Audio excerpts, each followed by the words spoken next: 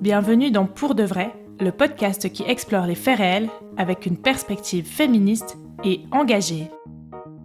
Je suis Clémentine, j'adore les histoires vraies et je pense qu'elles sont le reflet du monde qui nous entoure. Dans ce podcast, le premier dimanche de chaque mois, je vous fais donc découvrir une nouvelle histoire vraie. À la fin de chaque épisode, je vous propose mon analyse et un focus sur une thématique en lien avec l'histoire. Bonne écoute!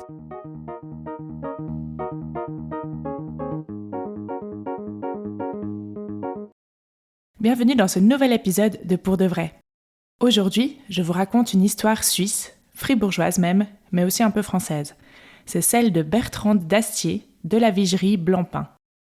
Il est probable que vous n'ayez jamais entendu ce nom, et je dois vous avouer que moi non plus. Mon intérêt pour Bertrande d'Astier de la Vigerie est né le jour où je parcourais les fonds photographiques numérisés de la bibliothèque pour laquelle je travaille. Parmi les photos en noir et blanc, une image a retenu mon attention. Sa description disait « Claude Blancpain et Bertrande d'Astier de la Vigerie devant le buffet lors du bal des officiers, Fribourg, 1955 ».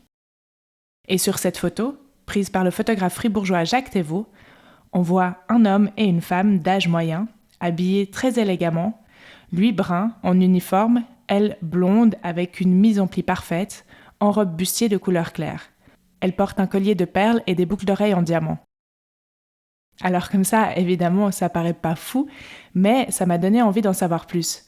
En fait, j'avais envie de savoir qui étaient ces gens dont j'avais jamais entendu parler, si leur nom était précisé, ce qui n'est pas du tout le cas pour toutes les photos patrimoniales conservées dans les archives, ils devaient au moins être un peu connus et que peut-être j'allais pouvoir trouver des informations sur eux.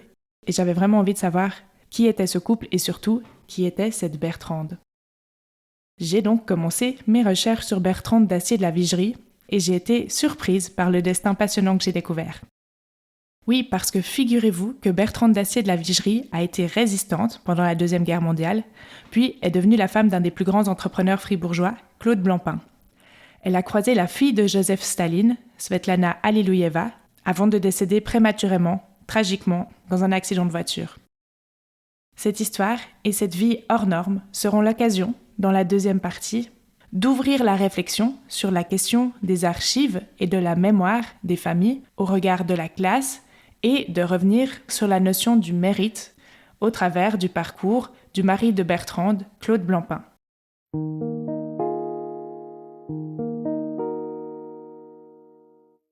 Qui est Bertrande d'Astier de la Vigerie ? On se doute bien qu'avec un nom pareil, son ascendance doit être noble. Et en effet, Bertrande descend d'une grande famille française. On peut même dire une grande famille de résistants, comme on le verra au cours de cet épisode. Bertrande est née le 4 juillet 1914 à Melun, en Seine-et-Marne. Son père est François d'Astier de la Vigerie. Je ne vais pas entrer dans tous les détails généalogiques, mais on est dans la haute aristocratie française, puisque lui, c'est le fils d'un baron et d'une comtesse. Et d'après Wikipédia, il compte parmi ses ancêtres des anciens ministres et des amis de Napoléon. François d'Astier de la Vigerie épouse Anne-Marie de Solignac-Fénelon en 1910 et ils auront 6 enfants entre 1911 et 1920. En 1914, donc l'année de naissance de Bertrande, François est mobilisé pour la guerre. Il semble qu'il fait une belle carrière, si on peut dire, puisqu'il est d'abord chef de peloton, puis dès 1916, il est pilote et devient capitaine. Après la guerre, il reçoit la Croix de guerre pour avoir abattu des avions ennemis. Et je l'ai dit, en parallèle de tous ses succès militaires, François trouve le temps de faire 6 enfants à sa femme. Parmi ces 6 enfants, 3 seront décorés pour faits de résistance, dont Bertrande. Au cours de ce récit, on va croiser un autre résistant illustre de la famille, l'oncle de Bertrande, Emmanuel, le frère de François, mais je vous le présenterai en temps voulu pour ne pas trop embrouiller l'histoire. On va se concentrer pour l'instant sur le destin de Bertrande, qui, comme elle vient d'une bonne famille, reçoit une excellente éducation. Elle passe son baccalauréat, puis elle étudie en Angleterre, en Italie et en Autriche. Elle parle 4 langues couramment et elle est décrite comme élégante, intelligente, cultivée, comme une personne bienveillante qui noue facilement des relations et qui cherche avant tout à comprendre les autres. Dès 1938, elle travaille dans un périodique politique qui est attaché au cabinet du ministre de l'Information de l'époque, Jean Giraudoux. Mais en 1940, tout s'effondre. Les Allemands occupent la France et Bertrande suit le gouvernement qui se replie à Tours.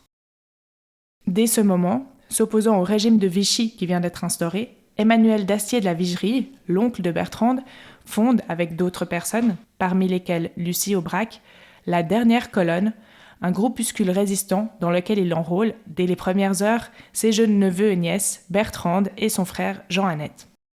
Le groupe se destine surtout au sabotage, mais les débuts sont chaotiques et l'organisation peine à recruter.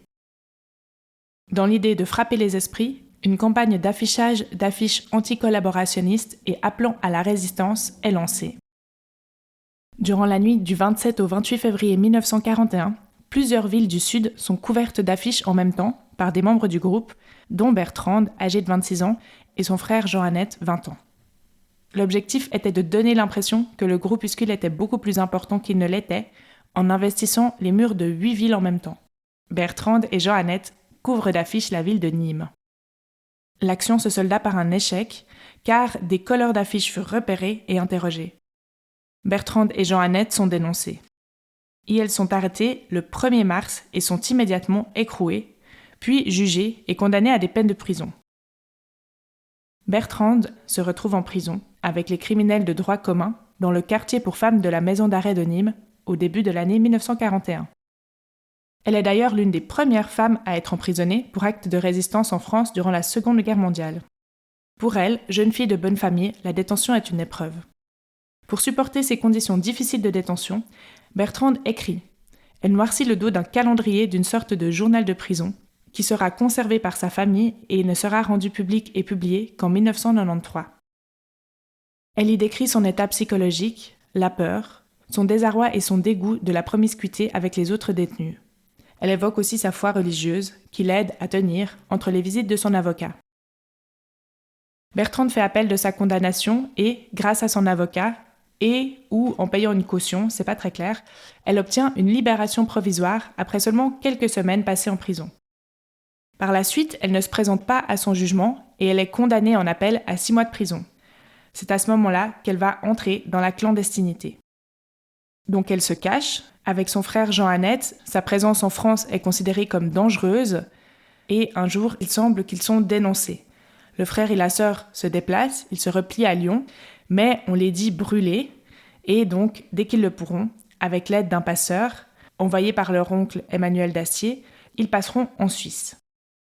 La Suisse qui est relativement épargnée par la guerre. Parmi les conséquences de la guerre, en Suisse, les denrées alimentaires se font rares. Surtout la viande. Et donc, on cherche des solutions de substitution. C'est là qu'entre en scène Claude Blancpain. Claude Blancpain est un membre de la famille Blancpain, une famille d'industriels suisses. Son grand-père, Claude Alcide Blancpain, est l'héritier des montres Blancpain. Fribourgeois d'adoption, c'est un personnage connu à Fribourg, puisque, fun fact pour les Fribourgeois, il est à l'origine du funiculaire qui relie les parties basses et hautes de la ville. Et il est surtout le fondateur de la brasserie du Cardinal, fleuron de la région.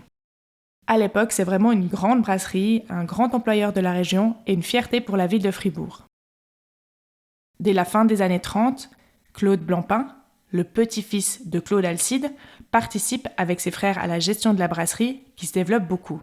Elle deviendra dans les années qui suivront la bouteillerie la plus moderne d'Europe. Claude, lui, au début de la Deuxième Guerre mondiale, il a la trentaine, il est officier supérieur à l'armée, il vient de terminer ses études en microbiologie à l'Institut Pasteur et il est de retour en Suisse. C'est un jeune homme ambitieux.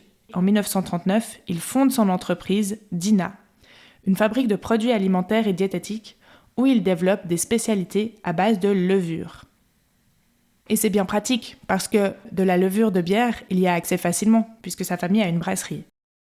Mais à cette époque, pour avoir le droit d'ouvrir une usine et d'être ravitaillé, notamment en fer blanc, utilisé pour les emballages mais très rationné, il faut une autorisation.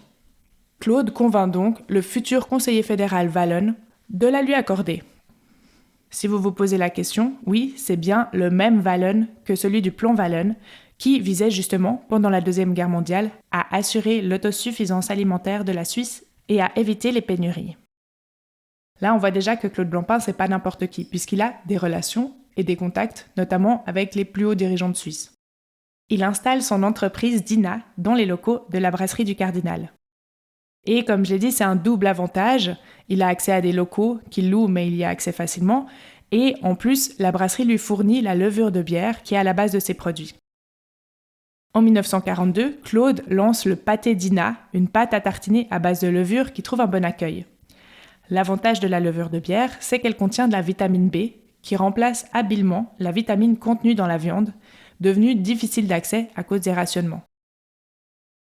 Quand le stock de levure de bière s'épuise, Claude Blancpain continue sur sa lancée et l'entreprise sort une deuxième version de sa pâte à tartiner, le Tartex, à base cette fois de levure de boulangerie. Dans l'ouvrage La famille Blancpain, dont je vous reparlerai, on peut lire « Le pâté Tartex, encore meilleur, suivra en 1943 et bénéficiera d'un grand succès. Suprême consécration, l'armée en achète d'importantes quantités, ce qui est encourageant. » L'entreprise se garantit donc d'importantes commandes en ayant l'armée suisse comme client.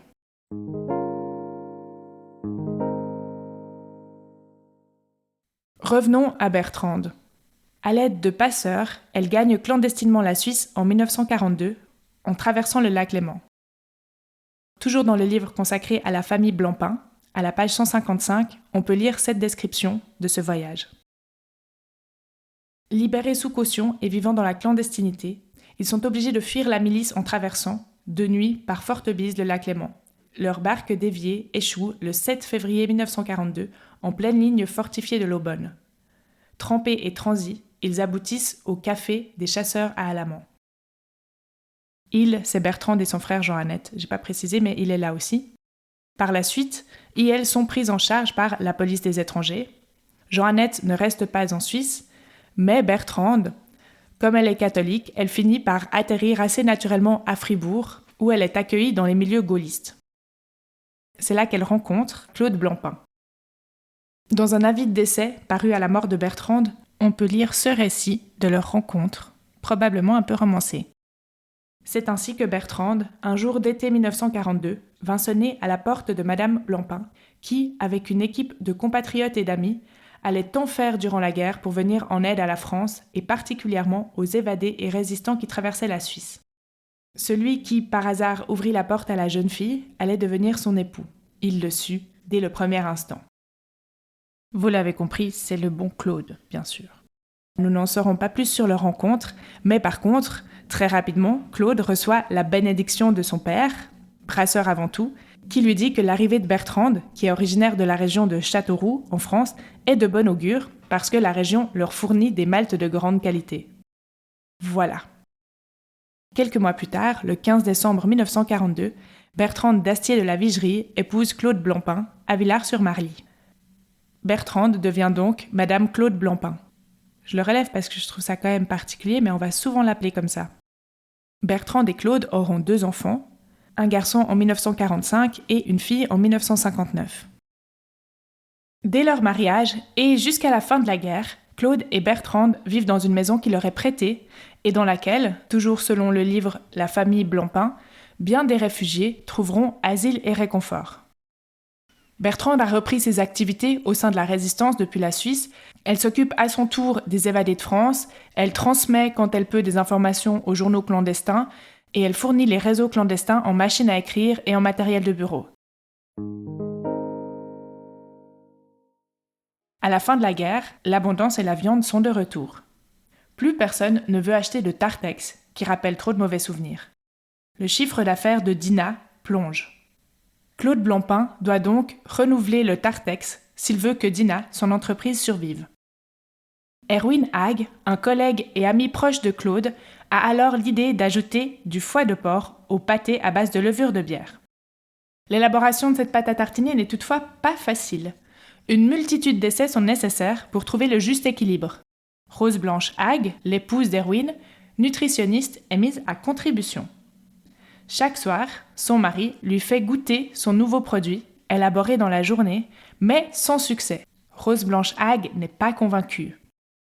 Jusqu'au jour où elle lui dit enfin « Je trouve que c'est bon ». Alors, le lendemain soir, Erwin Haag apporte sa nouvelle pâte à tartiner, validée par sa femme, chez les Blancpain pour l'apéritif. En goûtant la dernière version, Bertrande se serait exclamée Mais c'est parfait. C'est de là que vient le nom du fameux parfait, le produit phare de l'entreprise Dinah. Si vous n'êtes pas suisse, peut-être que le parfait, ça ne vous dit rien.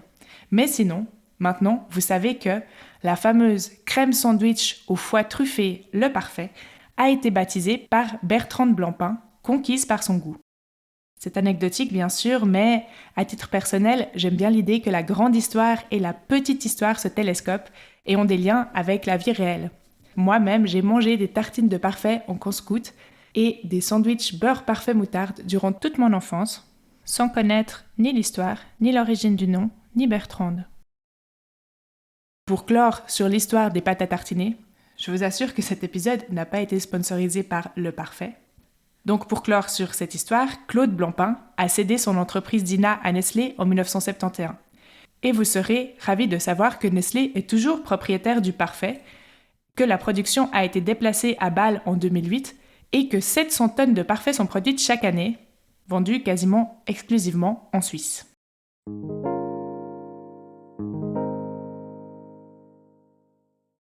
Si la fin de la guerre a sonné le glas du Tartex au profit du Parfait, elle ne sonne pas la fin des activités militantes de Bertrande. Celle-ci va continuer tout au long de sa vie à se mobiliser, par exemple pour accueillir des compatriotes désemparés comme des exilés durant la guerre d'Algérie.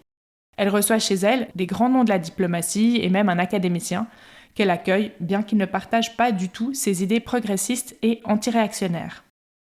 Dans cette période, il semble que tout se passe bien pour les Blancpain, ils vivent une vie bourgeoise tout à fait ordinaire. D'après des photos, ils se rendent aux États-Unis, ils vont au ski, et en 1955 est prise la fameuse photo du bal des officiers, point de départ de mon intérêt pour Bertrande. En 1962, Claude Blancpain achète le domaine de Nenon, situé près de Matran, dans la campagne fribourgeoise. Il y fait construire la maison neuve pour y vivre avec sa famille. C'est là que lui et Bertrande Dastier recevront beaucoup de personnalités, parmi lesquelles évidemment l'oncle de Bertrande, Emmanuel Dastier. En 1967, on arrive à un autre épisode que j'ai eu la surprise de découvrir sur la vie de Bertrande.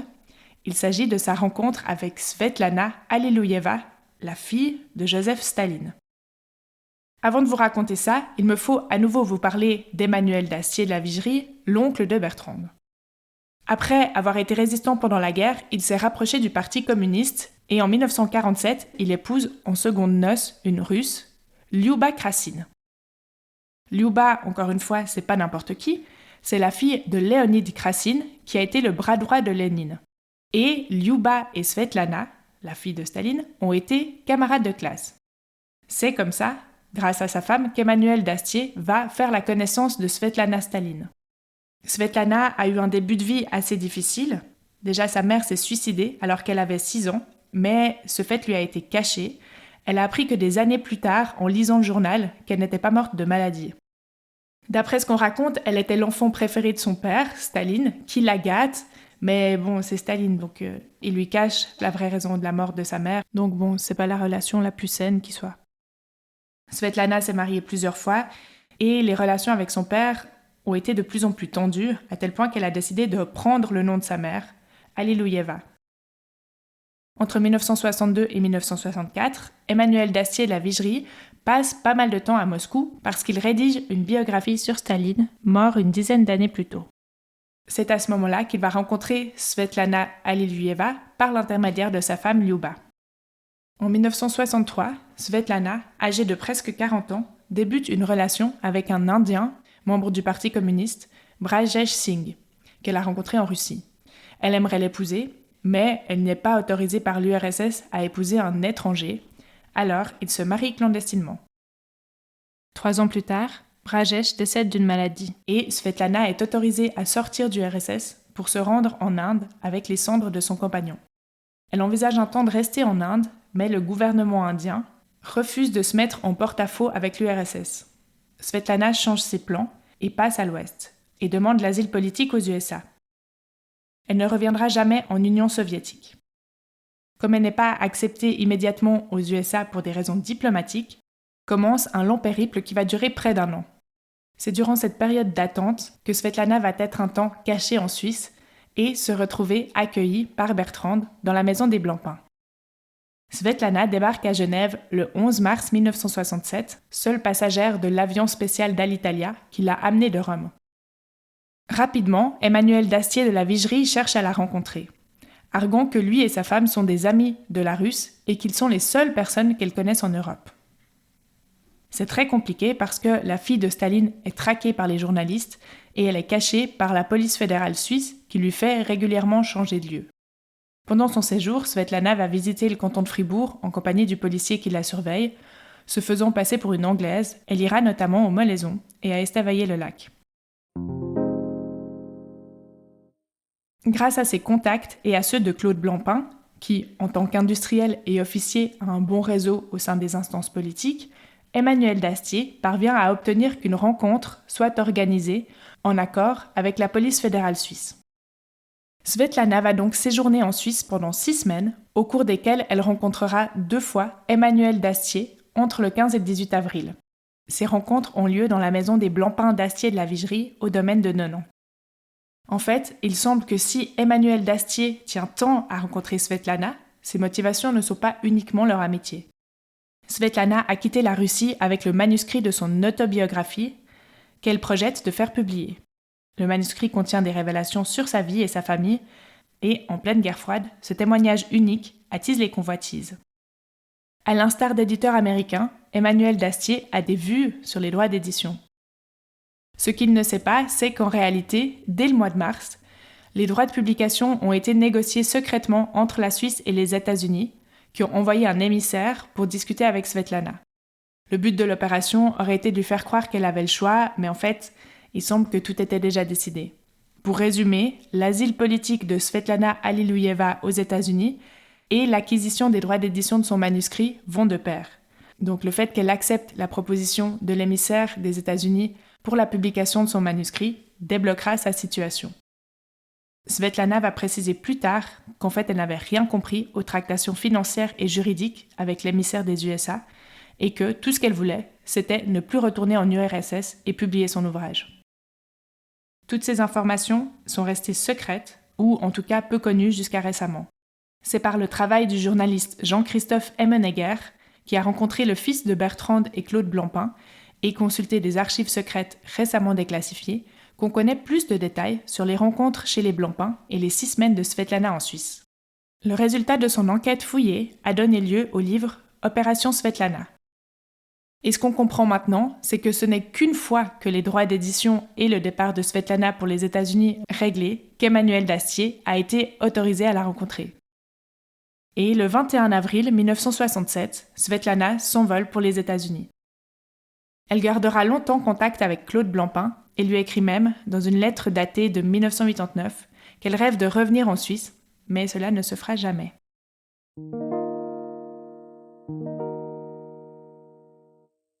Revenons à Bertrande Dastier et à son malheureux destin. À peine quelques jours après avoir accueilli Svetlana, le 21 avril 1967, les Blancpain sont victimes d'un terrible accident près de Luçon, dans le canton de Vaud. Il est un peu plus de 19 heures et Claude Blancpain est au volant de sa voiture, avec Bertrande sur le siège passager, quand une voiture arrivant en sens inverse vient se jeter de plein fouet contre la leur. Le conducteur, un jeune homme âgé de 24 ans, en avait perdu le contrôle. Lui, ainsi qu'un autre passager, sont morts sur le coup. Claude Blancpain est grièvement blessé, mais il survit à ses blessures, tandis que Bertrande perd la vie pendant son transfert à l'hôpital. Elle avait 53 ans et laisse derrière elle un fils de 21 ans et une fille de 8 ans. L'édition du 25 avril 1976 du journal fribourgeois La Liberté, dans lequel paraît l'avis de décès de Bertrande, contient un bel hommage, mais surtout, ce qui est intéressant à mon sens, c'est qu'elle nous renseigne sur les activités impressionnantes de son mari et son capital social. En effet, toutes les sociétés dont il fait partie vont publier un encart. On y trouve pêle-mêle le Golf and Country Club, dont il est vice-président, la section fribourgeoise de la Croix-Rouge suisse, dont il est trésorier, la section fribourgeoise du Ski Club académique, dont il est fondateur et président, et évidemment la brasserie Cardinal et la direction de celle-ci, dont il est à ce moment-là administrateur. Les obsèques de Bertrande ont lieu le 25 avril 1967 à la cathédrale Saint-Nicolas de Fribourg. Il existe un film d'une 20aine de minutes, sans son, conservé à la bibliothèque cantonale et universitaire de Fribourg, dans lequel on voit les quantités impressionnantes de fleurs qui sont amenées, puis la cathédrale bondée et enfin la sortie du cercueil et la mise en terre. En avril 1968, sans doute dans le but d'honorer la mémoire de sa femme, Claude Blancpain publie un livre consacré à Bertrande, dans lequel il revient sur sa vie, son engagement, à travers des témoignages et des contributions d'amis. Quelque temps, ou années plus tard, j'ai pas réussi à trouver la date exacte, mais j'espère que c'est pas immédiatement après, Claude Blancpain se marie avec Béatrice d'Astier de la Vigerie, une cousine de Bertrande. Il poursuit sa carrière d'homme d'affaires prospère et, après avoir vendu son entreprise à Nestlé, il devient président de la Chambre fribourgeoise de commerce et de l'industrie de 1971 à 1978, puis de la Chambre suisse de commerce, succédant à son frère Pierre. L'industriel s'engage également pour la culture de la ville de Fribourg en créant, en 1976, la Fondation Claude Blancpain pour le soutien de la culture française à Fribourg.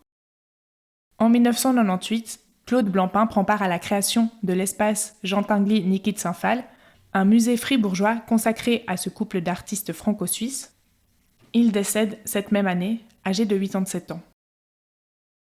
Béatrice décède quelques années plus tard et tous les trois, donc Bertrande, Béatrice et Claude Blancpain, reposent dans la même tombe au cimetière de Matran. Et voilà pour l'histoire de Bertrande d'Astier de la Vigerie Blancpain.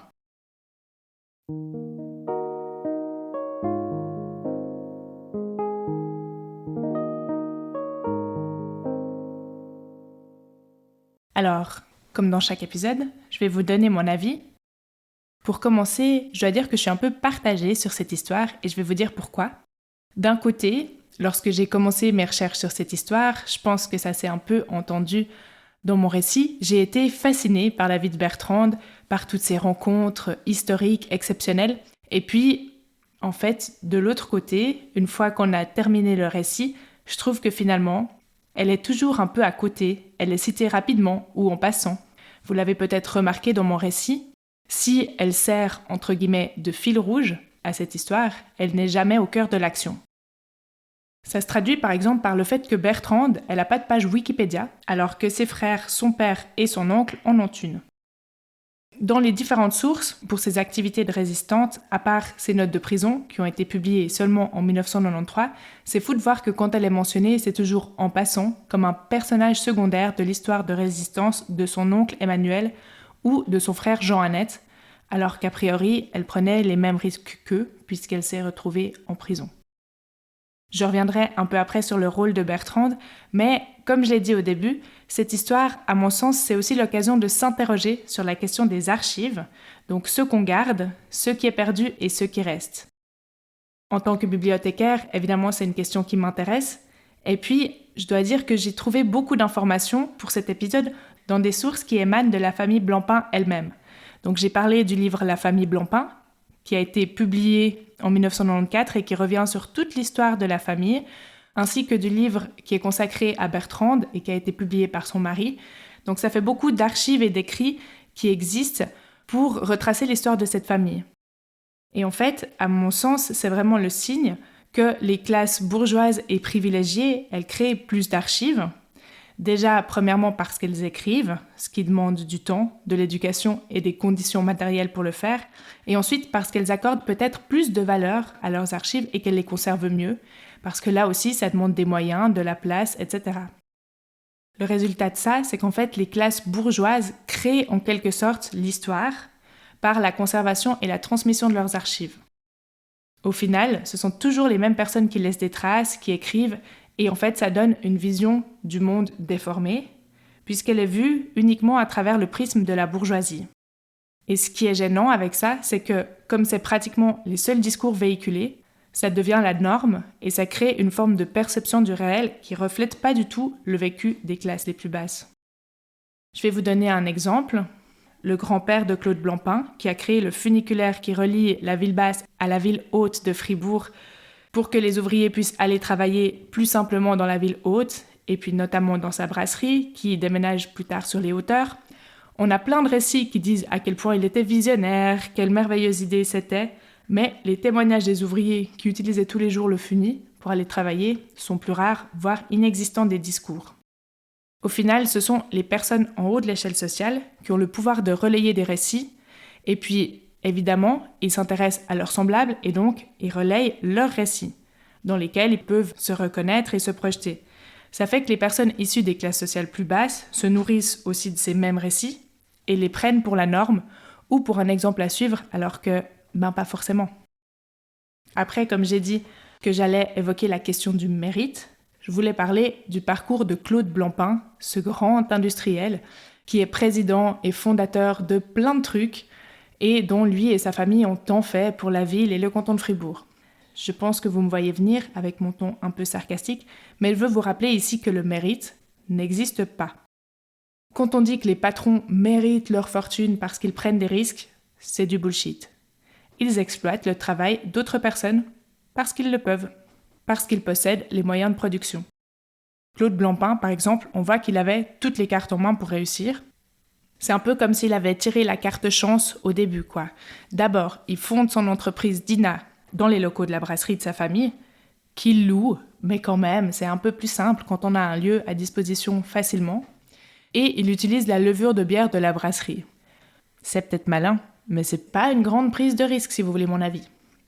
Et ensuite, pour obtenir le droit d'ouvrir une usine et surtout d'être ravitaillé pendant la guerre, il convainc le futur conseiller fédéral Wallon. Donc ça veut déjà dire qu'il a des contacts haut placés, qu'il a accès à un des plus hauts dirigeants de Suisse, ce qui, vous en conviendrez, n'est pas le cas de tout le monde. Ensuite, il a très vite comme client l'armée suisse. Encore une fois, grâce au contact de sa famille, et évidemment, ça aide considérablement à lancer son entreprise. À mon sens, et même s'il a peut-être eu une bonne idée au départ de remplacer la viande par la levure, etc., c'est un bon exemple de comment les soi-disant grandes dynasties, je déteste ce mot, familiales, se créent et perdurent. En disant ça, je nie pas du tout que lui et Bertrand aient été des gens très généreux, que les Blancpain aient été des gentils patrons, qu'ils aient fait des choses très bien, notamment en accueillant des réfugiés pendant la guerre. Mais juste, en fait, ils pouvaient, contrairement aux gens qui galèrent déjà pour vivre et s'en sortir eux-mêmes. Dans un numéro de la revue communale Avrizoum, consacré au domaine de Nonan, où vécurent les Blancpain, on peut lire à propos de Pierre Blancpain, le frère de Claude et administrateur de la brasserie, je cite, « Humain, réfléchi et pondéré, Pierre Blancpain a été, sa vie durant, un grand travailleur. » Alors ça, c'est un discours qu'on entend souvent et qui vraiment renforce le mythe selon lequel les patrons travaillent très dur et sont là parce qu'ils ont plus travaillé et sont plus intelligents que leurs ouvriers. Ça invisibilise complètement le fait que, en fait, ce sont des héritiers qui ont hérité d'une entreprise. Et plus loin, dans le même article, à propos de Claude cette fois, je cite, « Ce dernier, personnalité hors du commun, cumule les titres, ingénieur et docteur ès sciences de l'Université de Genève, administrateur délégué de la brasserie du Cardinal fondée par sa famille, docteur honoris causa de l'Université de Fribourg, colonel, chevalier de la Légion d'honneur. » Alors, Claude est peut-être une personnalité hors du commun, mais tout ça, déjà, c'est pas du travail. Et donc, je relève que Claude n'a jamais eu à vendre sa force de travail contre un salaire qui lui permette de vivre. Il n'a jamais passé 8 heures au minimum par jour coincé à faire une tâche pénible, surveillé par un patron. Et c'est ce qui lui a laissé le temps et l'énergie de faire tout ça, de cumuler les titres et de faire partie de multiples associations. Parce que travailler toute sa vie dans la brasserie Cardinal, par exemple, ça donne lieu à aucun titre. Et les témoignages des ouvriers de Cardinal insistent tous sur la pénibilité du travail.